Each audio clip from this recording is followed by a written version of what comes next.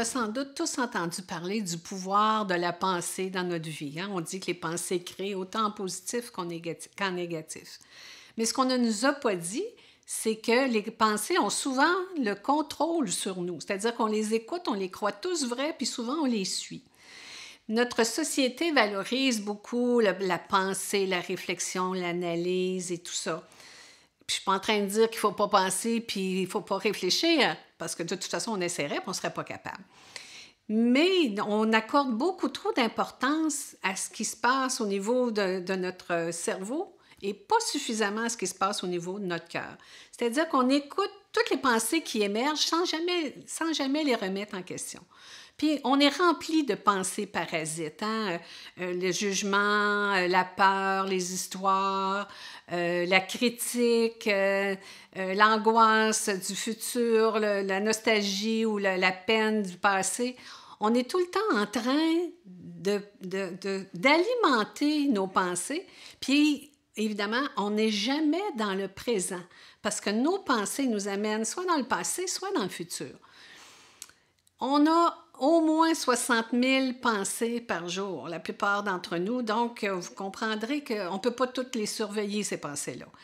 Mais on peut commencer à se poser des questions. Est-ce que cette pensée-là qui vient de passer dans mon esprit, est-ce qu'elle est vraie?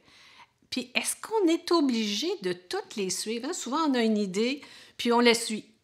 Sans se demander, est-ce que c'est vraiment ça que j'ai envie de faire? Est-ce que c'est vraiment un élan du cœur ou si c'est justement juste une pensée qui nous influence puis qui exerce son contrôle sur nous? Actuellement, au moment où je vous parle, il y a 70 volcans en activité sur la planète. Mais il y en a 1000 fois plus dans notre tête parce que toutes ces pensées qui émergent là, c'est comme un bruit constant, puis c'est sans arrêt. Hein? Souvent, on essaie, quand on vient pour se coucher, on essaie de s'endormir, puis là, le cerveau n'arrête pas parce que ces pensées-là sont nourries continuellement. Puis même si on essaie de les arrêter, on a beaucoup de difficultés. Tout ce bruit-là dans notre tête, ça nous prive du moment présent, ça nous prive surtout de la paix. Parce qu'il existe en nous des espaces de paix, mais c'est très difficile d'y avoir accès si on est toujours dans notre tête en train de suivre ces pensées-là.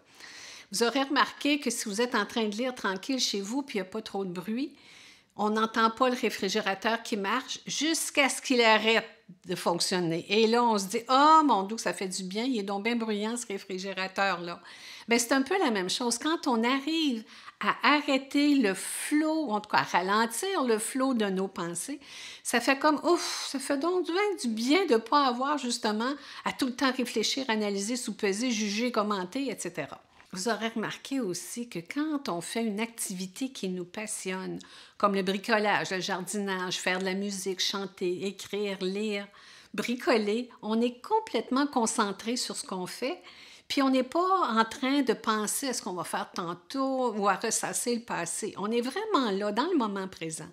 Puis c'est là que nos pensées peuvent se calmer un peu parce qu'on est complètement focusé sur ce qu'on fait. Quand on va dans la nature, qu'on observe les oiseaux, qu'on regarde un beau coucher de soleil, qu'on écoute de la musique qui nous relaxe, nos pensées ne sont pas omniprésentes. Évidemment, il y en a toujours, mais on les entend moins parce qu'on est plus dans un espace de paix, on est plus dans notre cœur en train de vivre ce qu'il y a à vivre à ce moment-là.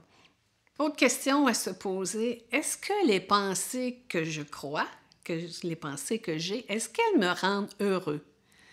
Si vous en voulez, par exemple, à quelqu'un, puis que vous ressassez sans arrêt votre rancune, puis que vous refusez de lui pardonner, est-ce que cette pensée-là vous rend heureux? Parce qu'il ne faut pas oublier qu'à ce moment-là, ce n'est pas à l'autre qu'on fait du tort, c'est juste à soi. Puis toutes les pensées qu'on entretient sur nos peurs, sur nos angoisses, sur notre stress, est-ce que ces pensées-là nous font du bien ou pas? On peut quand même choisir des pensées qui nous rendent plus heureux que celles qui nous angoissent ou qui nous font de la peine ou qui ne servent strictement à rien. Vous savez, la vie, c'est pas faite pour être pensée, c'est faite pour être vécue. Alors vivons-la le plus simplement possible.